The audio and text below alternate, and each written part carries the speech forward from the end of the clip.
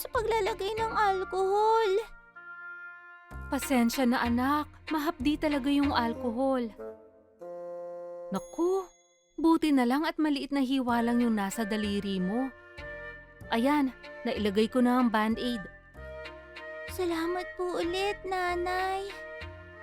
Sasa, ano ba nangyari? Bakit nadaplisan yung daliri mo? Ganito po yung nangyari, Nay. Kaninang umaga po, napansin ko yung isang halaman natin na si Sunny the Sunflower. Humihingi po siya ng tubig. Sasa, pahingi naman ng tubig. Nauuhaw ako. Sige, sandali lang, Sunny.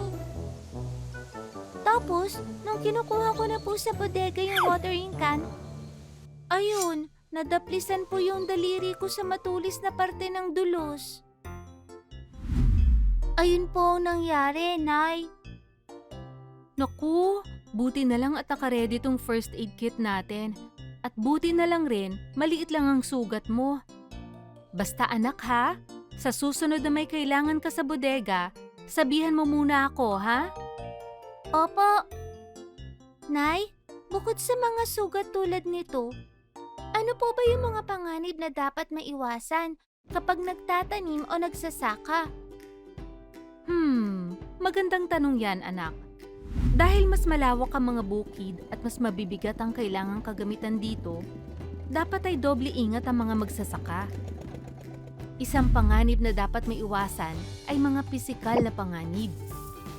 Ito ang tumutukoy sa sugat mula sa matatalim na bagay, kagat ng mga hayop, pagkasunog ng balat dahil sa init, at iba pang pinsala. Hala, itong sugat ko pala ay isang pisikal na panganib. Kaugnay naman sa pisikal na panganib, ang ergonomic na panganib. Ito naman ang mga pinsala tulad ng pagkadulas, pagkabali ng buto na maaari magdulot ng pangmatagalang pinsala sa katawan. Meron ding tinatawag na electrical na panganib. Ito naman yung pinsala mula sa faulty wirings at electrical tools. Kaya wag basta-basta hahawak ng mga bagay na may kuryente. Nay, yung mga ginagamit kong spray, mapanganib din po ba yun? Oo, Sasa. Yun naman ay mga chemical na panganib na madalas ay galing sa pesticide, insecticide o fertilizer. Hindi maganda sa kalusugan kapag yun ay nasinghot nating mga tao. Speaking of pesticide, may tinatawag din na biological na panganib. Ito yung mga sakit o impeksyon na nakukuha mula sa bakterya, dumi ng mga hayop at iba pa. Hala, parang nakakatakot naman pong bumisita sa mga bukid. Huwag kang matakot, anak.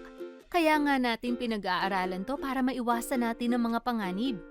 Halimbawa, kung magsusuot ka ng gloves bago mo abutin o hawakan ng mga matutulis na bagay, maiiwasan mo ang panganib. Kaya po ba may mga wastong kasuotan, tools, o equipment na dapat isaalang-alang para maprotektahan tayo? Tama, anak! Teka, tawagan natin si Mang Joe dahil mas pamilyar siya rito. Hello po, Mang Joe! Oh, Sasa at Nanay, napatawag kayo. Mang Joe, ano po ba yung mga sinusuot nyo sa bukid para maiwasan ang mga panganib? Nakadepende kasi yun kung ano ang gagawin namin sa isang araw. Pero ito ang ilang mga sinusuot namin. Kaming mga magsasaka ay nagsusuot ng Personal Protective Equipment o PPE. Magsimula tayo sa ating mga ulo. Nagsusuot kami ng hat panlaban sa init. Goggles naman para hindi matalsikan ng harmful liquids ang aming mga mata. Panghuli, nagsusuot din kami ng face mask para hindi masinghot ang amoy mula sa mga gamot na ginagamit sa bukid at mga maliliit na particles na maaaring makapaminsala sa kalusugan.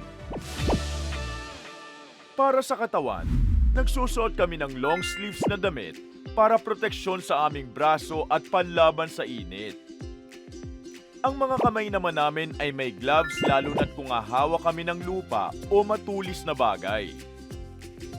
Minsan nagsusuot kami ng waterproof apron bilang dagdag proteksyon laban sa mga gamot at abonong ginagamit sa bukid. Kapag nasa farm, dapat nakasuot din ng pantalon at hindi shorts. At dahil maputik ang ilang parte ng sakahan, kailangan ng mataas na boots.